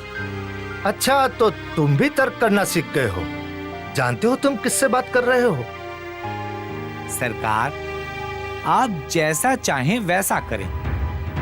मेरी पत्नी अब उस बैठक में नहीं जाएगी। अब जैसा चाहें वैसा प्रस्ताव पास करा ले। अच्छा है, आप बहुत जल्दी समझ गए। गुरुदेव, लोकतंत्र में लोग यानी वोटर वोट डालने के बाद कूड़ेदान के कचरे के समान हो जाता है। समाज की समस्याएं ज्यों की त्यों बनी रहती है। नेता समाज की समस्याओं को सुधारने के बजाय समस्याओं से नई समस्याएं पैदा कर देते हैं। ये कैसी राजनीति है? राजनीति का मंत्र क्या है जिसके दम पर अपराधी नेता भी देवता की तरह पूजे जाते हैं? सुनो, वो मंत्र मैं तुम्हें बताता हूँ और यही मंत्र आजकल के नेता अपने आने वाली पीढ़ी को भी बतलाते हैं। अगर चाहते राजनीति में पकड़ यहाँ पर गहरी, अगर चाहते राजनीति में पकड़ यहाँ पर गहरी, तो बोलो बम बम लहरी, बम बम लहरी, बम बम लहरी, बम बम लहरी। बोलो झूठ लगे पर सच्चा, बोलो झूठ लगे पर सच्चा, राजनीति में हरदम बच्चा। बोलो झूठ लगे पर सच्चा, राजनीति में हरदम बच्चा। भाषण देना, गाल बजाना और अपने घर का भरो खजाना। भाषण देना, गाल बजाना और अपने घर का भरो खजाना। कभी समस्या मत सुलझाओ, पकड़ो कुर्सी मान लाओ। भूखों को दो सस्ता राशन, भूखों को दो सस्ता राशन और करो जनता पर शासन। शोर करो झूठा तुम ऐसा, जनता हो जाए सुन बहरी। तो बोलो बम बम लहरी, बम बम लहरी, बम बम लहरी, बम बम लहरी। मुझे बहुत खुशी है कि तुम अपने दादाजी की तरह नहीं हो, मेरे पच्चीनों पर चल रहे हो। जी पिताजी। और एक तुम ही हो बेटा जो मेरे परिवार की विरासत को आगे ले जाओगे। इसीलिए आज मैं तुम्हें राजनीति के ऐसे कुछ गूढ़ मंत्र बताना चाहता हूं जिससे तुम्हारी गद्दी हमेशा सलामत बनी रहेगी। वाह पिताजी, वाह। पिताजी, वैसे आप जैसा बड़ा नेता इस देश में नहीं देखा। आप देश की सारी दौलत लूट कर घर में ले आते हैं, फिर भी जनता की नजर में आप एक ईमानदार नेता हैं। पिताजी, यह सब कैसे संभव है? यही बात तो तुम्हें मैं बताने को बुलाया हूँ। पिताजी, मैं इस मूल मंत्र को जानना चाहता हूँ। देखो, पहली बात यह है कि तुम समाज की समस्याओं को कभी सुलझने ही मत दो। जी। तुम हर प्रकार की समस्याओं को इस तरह से सुलझाने का दिखावा करो कि एक नई समस्या पैदा हो जाए। जी। जैसे जिसे अगर समाज में विकास होगा तो रहन सहन बदलेगा। जी। एक बदलाव आएगा। जी। तो तुम इस बदलाव को भी एक समस्या बताओ जी। ताकि विकास और बदलाव में एक टकराव पैदा हो। हर मामले में बेटा हमेशा दो गुट बनने दो। जी। और उन दोनों गुटों की समस्या को सुलझाने का दिखावा करो, पर उसका समाधान कभी मत होने देना। जी पिताजी। जैसे एक वकील को कोशिश करनी चाहिए कि केस को लंबा खींचे, तभी उसकी कमाई होगी। और बेटा अगर कोई बीमार जल्दी से ठीक हो जाए जी जी, जी। तो डॉक्टर तो भूखा ही मर जाएगा। जी। दूसरी बात यह है कि बिजली, डीजल, पेट्रोल इन सब की कीमत कभी बढ़ने मत दो। अच्छा। इससे पूंजीपति वर्ग और मध्यम वर्ग हमेशा खुश रहेगा जी। और तरक्की करेगा। जी। और जब इससे श्रम मूल्य नहीं बढ़ेगा जी। तो गरीब और मजदूर वर्ग असंतुष्ट होगा। जी जी। वो जब भूखे मरने लगेगा, तुम्हें सस्ता भोजन, अनाज, पैसा मुहैया कराओ। जी। जब वो भूखे मरेंगे तभी तुम्हारी बात सुनेंगे और तुम्हारी गुलामी करेंगे। तुम समाज में एक नई बुराइयां पैदा करो। अच्छा। और ऐसा दिखावा करो ये बुराइयां जो है समाज की अपनी बुराइयां हैं। आज आपने मुझे राजनीति के बहुत अच्छे मंत्र दिए हैं।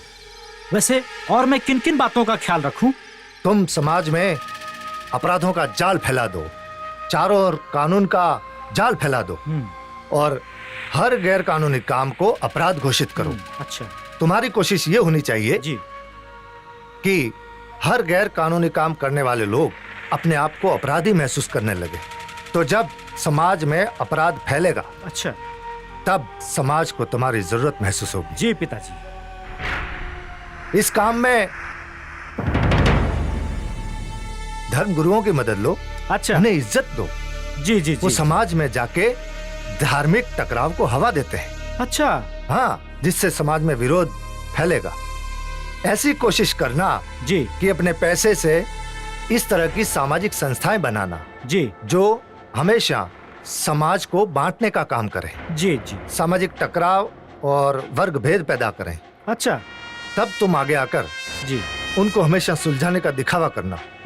और उससे क्या होगा कि लोग अपने आप को अपराधी समझेंगे। अच्छा। और तुम हमेशा साफ साफ बने रहोगे। ठीक है पिताजी, आज मैंने आपसे राजनीति के बहुत सारे मंत्र सीख लिए हैं। अब मैं आपके ही मंत्रों पर चलकर इस देश की सेवा करूंगा और इस देश का भला करूंगा। एक बात और ध्यान रखना।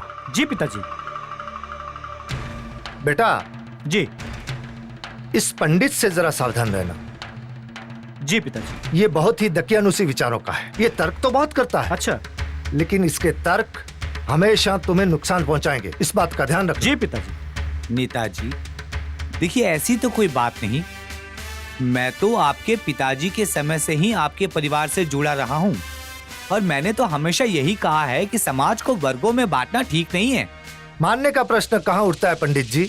आप आज भी चाहते हैं कि पुराने सरीका हरिजन आदिवासी आपकी पूजा करते रहें और आप मुसलमानों का भी विरोध करते हैं। महिलाओं की उन्नति भी नहीं चाहते। अरे मैंने ऐसा कब कहा? मैंने तो हमेशा से यही कहा है कि समाज के सारे वर्ग के लोग मिलकर बैठकर जो निर्णय करते हैं वो आप स्वीकार कर लें। हाँ ठीक है ठीक है ठीक है। बैठिए बैठिए। हाँ तो ठेकेदार साहब सुनाइए, सब ठीक तो है? क्या बताएं श्रीमान जी, अब पुल गिर जाने के लिए लोग हमें ही अपराधी मान रहे हैं। अरे इतनी सी बात में घबराने की क्या जरूरत है? अरे भाई, प्राकृतिक आपदा को भी कोई रोक सकता है क्या? अब अगर बाढ़ में पुल बह गया तो इसमें आपका क्या दोष है? हाँ बताइए। जाइए आप नए पुल की जगह देखिए, हम फिर से बजट पास कर देंगे। धन्य है नेताजी, मेरी तरफ से ये छोटा सा भेंट है, स्वीकार कीजिए। अरे इसकी क्या जरूरत थी, हम तो आपके सेवक हैं। बुरा ना मानिए तो ये बच्चों के मिठाई खाने के लिए। अरे हाँ, आप बिल्कुल चिंता ना करें जी। आप जाइए, जगह देखिए जी। नए पुल की, हम जल्दी से जी। बजट पास कर देंगे। अच्छा अच्छा, बहुत बहुत धन्यवाद। ठीक है। हाँ तो इंजीनियर साहब बताइए, आपकी क्या समस्या है? सर, औद्योगिक कॉलोनी में गंदा पानी भर गया है और आप ही बताएं कि हम उसे किस ओर मोड़ दें। अरे तो इसमें घबराने की क्या बात है, उस गंदे पानी को हरिजन बस्ती की ओर बहा दीजिए और उनसे कहिएगा ये अमीरों का जुल्म है, हम उन्हें शांत करने के लिए पहुंच जाएंगे। मैं आपके आदेश को जानता था, इसलिए मैं पहले ही पानी को हरिजन मोहल्ले में छोड़ने का आदेश देकर आया हूँ। कुछ ही वक्त में हरिजन आते ही होंगे। अच्छा, नेताजी की जय हो, नेताजी की जय हो, नेताजी की जय हो। हुजूर, अमीरों से हमारी रक्षा कीजिए हुजूर, उन्होंने गंदे नाली का पानी हमारी बस्ती की तरफ छोड़ दिया है, हम इसके खिलाफ आंदोलन करेंगे हुजूर। अरे भाई इंजीनियर साहब, इनकी समस्या देखिए, कुछ शरारती तत्वों ने गंदा पानी इनकी बस्ती में छोड़ दिया है। आप ऐसा कीजिए, फौरन उस गंदे पानी को नदी में बहाने का इंतजाम कीजिए। ठीक है सर, मैं अभी आपके आदेश का पालन करता हूँ। ठीक है सर, जा रहा हूँ। देखिए सब हो जाएगा, आप निश्चिंत रहे, आपका दुख दर्द हमारा दुख दर्द। जी प्रणाम। अब आपकी बस्ती से गंदा पानी हट जाएगा, आप निश्चिंत रहिए। भाइयों, नेताजी ने हमारी समस्याओं का हल तुरंत निपटा दिया, हम उनके आभारी हैं। नेताजी जिंदाबाद, नेताजी जिंदाबाद, नेताजी जिंदाबाद, नेताजी जिंदाबाद, नेताजी जिंदाबाद, नेताजी जिंदाबाद। महाराज, आपने देखा कैसी तिकड़मबाजी हो रही है? नेताजी तो हमेशा ऐसी ही गलत बात बोलते रहते हैं, आप उन्हें कुछ समझाते क्यों नहीं? क्या करें, कैसे समझाएं हम उन्हें? अब हमें कोई उनकी दलाली तो करनी नहीं, या कि हमें उनसे कोई फायदा लेना है जो हम उन्हें समझाएं। पर सुनो, ध्यान इस बात का रखना है कि हमें ऐसा भी व्यवहार नहीं करना है कि हम सलाहकार के जगह विरोधी दिखने लगे। महाराज ठीक कह रहे हैं भाई, ऐसा तिकड़म तो समाज में होता ही रहता है और उसके समाधान की कोशिश भी चलती रहती है। परंतु एक बात बताइए महाराज, आप अभी तक राजनेताओं के बुरे गुण के बारे में नहीं जान सके? अरे जानकारी तो सब है, पर क्या करूं? नेता अगर सज्जन रहे वेश्या लज्जावान, नेता अगर सज्जन रहे वेश्या लज्जावान, फिर समझो दोनों गए सीधे कब्रिस्तान, सीधे कब्रिस्तान। नेता अगर तिकड़मबाज हो, नेता अगर तिकड़मबाज हो, करे जो छुप कर घाव, करे जो छुप कर घाव। और दगाबाज का गुण रहे, दगाबाज का गुण रहे, समझो जीते तुरंत चुनाव। झूठ बराबर तप नहीं, सांझ बराबर पाप, जो नेता यह जाप करे, जो नेता यह जाप करे, सफल मानिए आप, सफल मानिए आप। अवगुण चाहे लाख हो, अवगुण चाहे लाख हो, पर रखे यह ध्यान, अवगुण चाहे लाख हो, पर रखे यह ध्यान, नेता ही कलिकाल में है सबका भगवान, नेता ही कलिकाल में है सबका भगवान।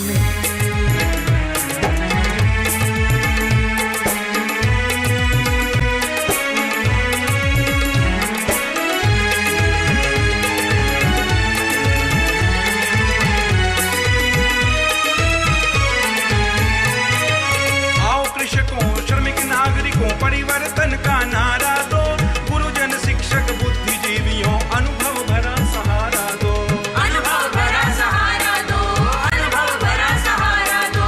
फिर देखें हम राजनीति,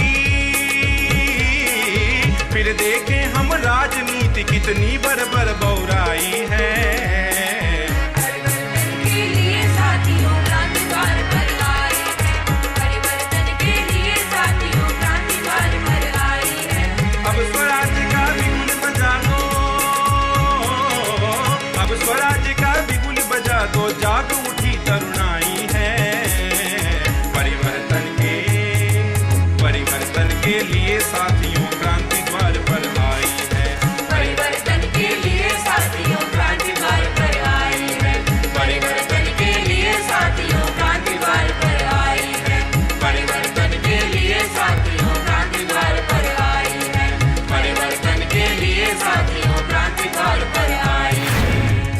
पंडित जी, आप हमारे दादाजी के साथ रहे हैं और हमारे पिताजी के साथ भी रहे हैं।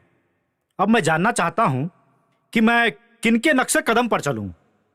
देखो बेटा, ऐसा है। अरे दादाजी, आप? प्रणाम। प्रणाम दादाजी। खुश रहो। आइए, बैठिए दादाजी, बैठिए। दादाजी, आप तो सन्यास के लिए हिमालय चले गए थे, अचानक यहाँ? बेटे, मैंने परिवार से संन्यास लिया था जी। समाज से नहीं। मैं जब वहाँ गया तो मेरी तो और जिम्मेवारी बढ़ गई समाज के प्रति जी, और इसलिए आज मुझे वहाँ से यहाँ फिर से आना पड़ा ये देखने के लिए जी कि क्या हो रहा है। बहुत अच्छा किया दादाजी आप। अरे पिताजी, जीते रहो, प्रणाम। खुश रहो। आप अचानक? बेटे, तुमने ऐसे ऐसे कार्य किए कि मुझे हिमालय से यहाँ आना पड़ा, नहीं तो मुझे क्या आवश्यकता थी यहाँ आने की। पिताजी, हम तो देश को तरक्की के रास्ते पर ले जा रहे हैं। हम आपका सपना जरूर पूरा करेंगे पिताजी। लेकिन तुमने ये क्या सोचा कभी कि समाज किधर जा रहा है? जैसा मैं यहाँ से गया था, तुमको जिम्मा दे के गया था, उस समय समाज जैसा था, क्या समाज आज वैसा है? पिताजी, अब तो देश और बेहतर स्थिति में है। देश लगातार तरक्की कर रहा है। देखिए ना, देश में सभी ओर पक्की सड़कें बन रही हैं, औद्योगिक विकास हो रहे हैं, आवागमन का साधन बढ़ गया है, यातायात का इतना विकास हो गया है, शिक्षा, स्वास्थ्य, औद्योगिक विकास, तकनीकी शिक्षा, कंप्यूटर, हर हाथ में मोबाइल। अब तो लगातार देश विकास कर रहा है पिताजी, और आज विकासशील देश के रूप में अमेरिका से कंपटीशन कर रहा है। और तो और पिताजी, हम अपने देश में विश्व स्तरीय खेल का आयोजन भी कर चुके हैं। लेकिन क्या तुमने कभी ये सोचा कि देश तरक्की कर रहा है, समाज कहाँ जा रहा है? चरित्र लगातार गिर रहा है, परिवार व्यवस्था टूट रही है, समाज खंड खंड हो रहा है। तुमने कभी ये सोचा? पिताजी, अब इसमें मैं क्या कर सकता हूँ? ये मेरा काम नहीं था। भ्रष्टाचार इसलिए बढ़ रहा है पिताजी कि आम आदमी का चरित्र गिर गया है, और आम आदमी का चरित्र इसलिए गिरा है कि परिवार टूटे। परिवार टूटे नहीं, तुमने तोड़े हैं। तुमने जानबूझकर ऐसे ऐसे कानून बनाए जिसके कारण ये परिवार टूटा है। गलती तुमने की है और दोष समाज को दे रहा है। शर्म नहीं आती है तुमको? पिताजी, मैंने जो कुछ किया वो जरूरी था। मैंने अपनी तरह से देश में शासन चलाया है, हमेशा अपनी राह चला है। मैं आपकी तरह तो नहीं हो सकता ना, क्योंकि मुझे अपने देश और समाज के साथ साथ अपने आप को और अपने परिवार को भी आगे ले जाना था। अब देखिए ना, गांव गांव में आपकी पूजा हो रही है। क्या तुमने कभी ये सोचा कि मैंने अगर अंग्रेजों की जेल में चक्की पीसी है तो इसलिए पीसी है कि मेरी पूजा होगी? क्या तुमने ये कभी सोचा कि मैंने अगर अंग्रेजों की लाठियां खाई हैं तो इसलिए नहीं खाई हैं कि तुम हवाई जहाज में यात्रा करोगे? मेरा ये सपना नहीं था कभी भी। पिताजी, मैं मानता हूं कि जैसा आप सोच रहे थे देश वैसा नहीं है, लेकिन इसके सिवा कोई मेरे सामने मार्ग भी तो नहीं था पिताजी। मार्ग था कि तुम अपनी 7 पीढ़ियों को उज्जवल भविष्य के लिए तुम ये कार्य करते, समाज को तोड़ते, भ्रष्टाचार करते। क्या ऐसा कोई मार्ग नहीं हो सकता है कि देश भी तरक्की करता और चरित्र भी नहीं गिरता, परिवार भी नहीं टूटता? तुमने ये अपने स्वार्थ से सब कुछ किया। पिताजी, ठीक है, अब आप जैसा चाहें। बोलो। मैंने तो हमेशा अपने हिसाब से ही शासन चलाया है, अपनी राह चली है, और यही वजह है कि आज सब लोग आपकी पूजा करते हैं। और आप सोचिए जरा, और स्वतंत्र सेनानियों को कौन याद करता है? बेटे, क्या तुमने जो गलतियां की, वही गलतियां जो तुमने की थी, अपने बेटे को भी वही शिक्षा दे रहे हो? उसी गलत दिशा में ले जाना चाहते हो? ये देख करके मुझे यहाँ आना पड़ा। ठीक है, जैसा आप चाहें। आज के बाद मैं अपने बेटे को अपने रास्ते पर चलने के लिए कभी बाध्य नहीं करूंगा। वो जैसा चाहे, जिस राह पे चलना चाहे वो स्वतंत्र है। ठीक है बेटा, बहुत देर से तुम्हें अकल आई। ठीक है, और अगर इस रास्ते पर तुम चलोगे तो मुझे भी अब शांति मिलेगी और तुमको भी आराम मिलेगा। जी और पिताजी। पंडित जी, अब आपके जिम्मे ये लड़का आपके सुपुर्द है। मार्गदर्शन कीजिए, ठीक दिशा में ले जाइए। हमने तो शुरू से ही प्रयास किया है ये सही रास्ते पर चले। अब जब आपका आदेश हो गया है तो सब कुछ ठीक ठाक हो जाएगा। सब ठीक हो जाएगा।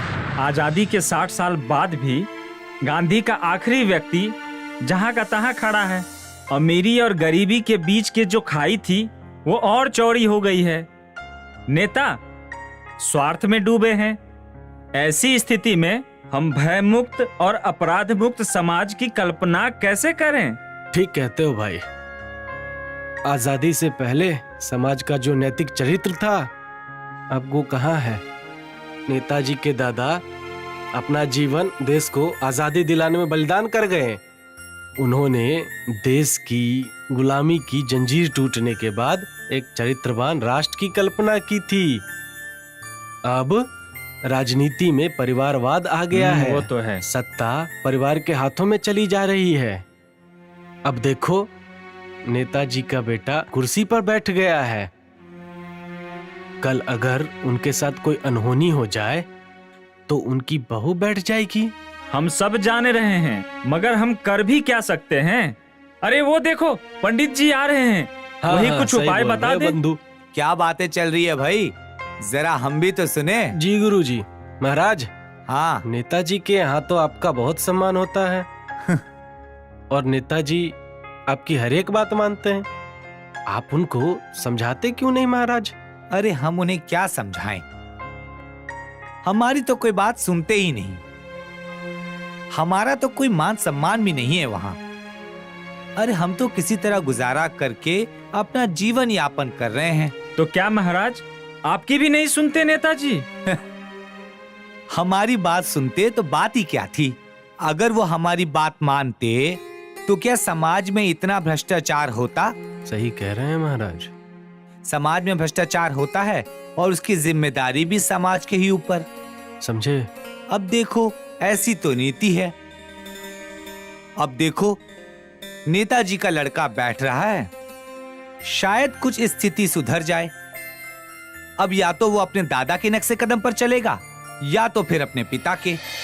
भाइयों, दादाजी ने मेरी आंखें खोल दी। हमारे पिताजी के समय जितने कानून थे, इन नियमों में धीरे धीरे अब कमी आएगी। पहले यहाँ पे लोक पर तंत्र था, लेकिन अब यहाँ लोकतंत्र होगा। पिताजी ने इस देश को खूब लूटा, धन दौलत जमा किया, काला धन उन्होंने जमा किया। ये सारी संपत्ति अब उनकी होगी। मुझे उनके धन से कोई लेना देना नहीं है। हमारे संविधान में ऐसी व्यवस्था होगी, हम ऐसी व्यवस्था करेंगे कि जो जनप्रतिनिधि को जो चुनते हैं उन्हें वापस बुलाने की व्यवस्था हो। अर्थात अब हमारे देश में पावर ऑफ रिकॉल लागू किया जाएगा। श्रम का मूल्य बढ़ेगा, श्रम का महत्व बढ़ेगा और ग्राम सभा जो है स्वतंत्र होगी। हमारे देश की जो ग्राम सभा है वह संसद की तरह होगी, जो अपना खुद कानून बनाएगी और अपना प्रशासन अपने ढंग से चला सकेगी। समान आचार संहिता होगी, समान नागरिक संहिता होगी। इसलिए हम चाहते हैं कि सभी को समान रूप से देखा जाए, श्रम का मूल्य बढ़े और इस देश में राम राज्य आए, सुराज्य आए। अगर आप लोगों को और कुछ पूछना हो तो पूछ सकते हैं। आपकी प्रशासनिक व्यवस्था क्या होगी? भाइयों, अब हमारे प्रशासन में पंडित जी प्रधानमंत्री होंगे और अधिक जानकारी अगर आपको लेना हो तो आप पंडित जी से पूछ लीजिए। बताइए पंडित जी, हमारा किस तरह से प्रशासन चलेगा? मैं तो चाहता हूँ कि बिजली, पेट्रोल, डीजल के दामों को 2 गुना कर दिया जाए और प्रति व्यक्ति 2000 रुपए भत्ता बढ़ा दिया जाए। अरे ये कैसे संभव है? अरे पंडित जी, हम तो बर्बाद हो जाएंगे। सारे रोजगार है, सारे धंधे सारे खत्म हो जाएंगे। हमको तो मजदूर ही नहीं मिलेंगे। अरे पंडित जी, भारी अनर्थ हो जाएगा पंडित जी। देखिए, अब आपका वजन घटेगा तो श्रम मूल्य बढ़ेगा और जब श्रम मूल्य बढ़ेगा तो हमारे जो कृषक हैं, मजदूर हैं, उनकी उत्पादन क्षमता और उपयोगिता क्षमता पर टैक्स भी कम लगेगा। और जब टैक्स कम लगेगा तो हमारे कृषकों का, मजदूरों का वजन बढ़ेगा। इस तरह से श्रम मूल्य की वृद्धि होगी। कृषि उपजों पर से टैक्स हटेंगे, शहर उजड़ेंगे तो गांव बसेंगे। और आदिवासियों का क्या होगा? अरे आदिवासियों का क्या होगा? मजदूरी का मूल्य 2 गुना हो जाएगा और साथ में 2000 रुपया महीना मिलेगा। जब वो आदिवासी रहेंगे ही नहीं तो उन्हें इसकी जरूरत ही नहीं पड़ेगी। जब विभाग ही नहीं रहेंगे तो सरकार क्या करेगी? सरकार पहले आप जैसे लोगों को ठीक करेगी। यहाँ से गुंडागर्दी खत्म होगी, दादागिरी खत्म होगी, समाज को प्राथमिकता दी जाएगी, समाज सर्वोपरि होगा, समान नागरिक संहिता होगी, धर्म परिवर्तन बंद होगा, धर्म और जाति के नाम पर झगड़े बंद होंगे, महिला और पुरुष को समान अधिकार दिए जाएंगे। अरे कैसे होगा ये सब? समाज और गांव को प्राथमिकता देने से होगा ये सब। तो बोलिए समाज जिंदाबाद। तो दर्शकों, अब आपसे विदा लेने का वक्त आ गया है। इस उम्मीद और आशा के साथ, ज्ञान का दीपक घर घर जले साथियों, ज्ञान का दीप घर घर जले साथियों, वरना बढ़ता अंधेरा निगल जाएगा। ज्ञान का दीप घर घर जले साथियों, वरना बढ़ता अंधेरा निगल जाएगा। वक्त है अब भी, आइए चिंतन करें। वक्त है अब भी, आइए चिंतन करें। कोई सूरज नया तब निकल आएगा।